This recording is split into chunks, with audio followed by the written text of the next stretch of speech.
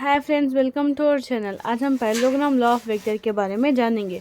वो 11th standard का 4 marks का वेरी इंपॉर्टेंट क्वेश्चन है। और देखिए, हम वो मैग्नीट्यूड फाइंड आउट करेंगे। उसका एक इक्वेशन होता है, वो हम किस तरह से प्रूफ करके इक्वेशन किस तरह से फॉर्म होगा वो मालूम करेंगे। और जो पैरेललोग्राम का स्टेटमेंट है वो नोट कर लीजिए, ये मेन इंपॉर्टेंट है। और उसके बाद से जो प्रूफ में हम जो लिखते हैं इस स्टेटमेंट के हिसाब से लिखते हैं। देखिए, let A and B represented A bar and B bar. देखिए, यहाँ पर जो ए है वो ए बार हो गया, ये बी है यहाँ पर बी बार हो गया। ओके, उस तरह से। उसके बाद से थीटा बीइंग एन एंगल, जो यहाँ पर थीटा है वो क्या है, एंगल है। और जो यहाँ पर है क्या है, इसको हम R2 मान लेंगे, ठीक है ना, जस्ट फॉर इमेजिनेशन। और देखिए क्या है यहाँ पर, यस पी एन, ठीक है ना, ये डायगनल्स है। तो इन डायगनल यस पी एन, ये क्या है, अब हॉरिजेंटली साइन थीटा, इधर cos theta, sine theta. Sine theta का अपना प्रूफ क्या होता है, हाँ, एडजेसेंट बाय हाइपोटेन्यूस। ओके, तो इसमें एडजेसेंट क्या है, ये एन एस बाय इसका हाइपोटेन्यूस क्या है, पी एस। ओके, और यहाँ पर कॉस थीटा भी है ना, सेम स्टेटमेंट लिखिए बस। Cos theta is equal to क्या आता अपने को, ऑपोजिट बाय हाइपोटेन्यूस। ओके, इधर ऑपोजिट क्या है, पी एन है। Okay, P N by hypotenuse क्या है, पी एस। ओके, ऐसा हम लिख देंगे। उसके बाद से क्या करेंगे हम, और ये जो है ना एक ट्रायंगल शेप में है ना, तो हम क्या ले लेंगे, in triangle O S N. Okay, by using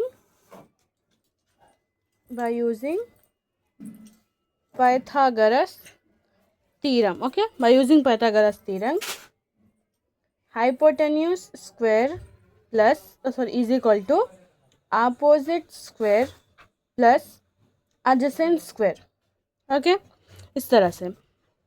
1 second, we can adjacent, यहीं पर मैं आपको एक्सप्लेन कर देती हूँ। देखिए, कन्फ्यूजन हो जाएगा फिर।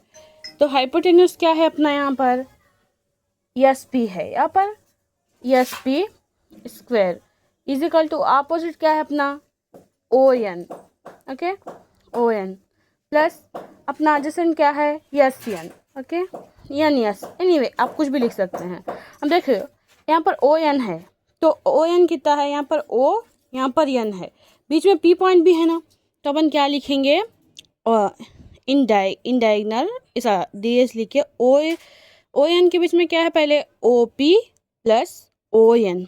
ओके, और अपन एस पी को क्या मान लिए यहाँ पर, O P. Okay, sorry, O P को अपन क्या मान लिए यहाँ पर, R2। सो देखिए,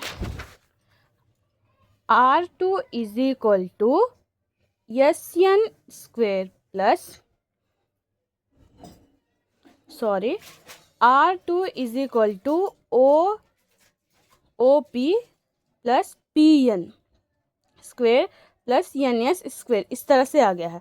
तो हमें एक ऐसा दिख रहा है, हम अब A plus B whole square formula के जैसा यूज़ करेंगे, A square plus B square plus 2ab। Okay, उस तरह से। तो देखिए, R2 is equal to O P square plus P N square plus 2 into O P into P N plus N S square.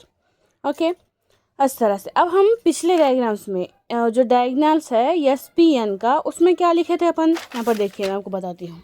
पहले N S by P S, तो देखिए P S और P S दो बार है ना, तो अपन क्या लिख देंगे इसको, P S square N S square plus P N square. तो देखिए, P S square plus N S square और is equal to N S square और पी एन स्क्वायर। ओके, यहाँ पर जो P1 है, यहाँ पर P1 है।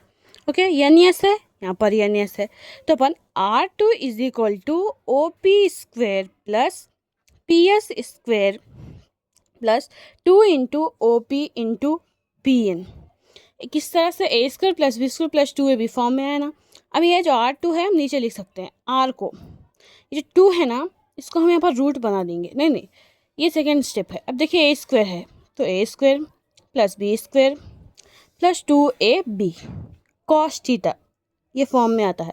ये R2 है, और जो 2 है ना इसको हम रूट बना देंगे, a² plus b² plus 2ab cos theta, hence proved. Okay, क्या हो गया? प्रूव हो गया। ये मैग्नीट्यूड फाइंड करने का, वेक्टर फाइंड करने का फॉर्मूला है। Thank you for watching.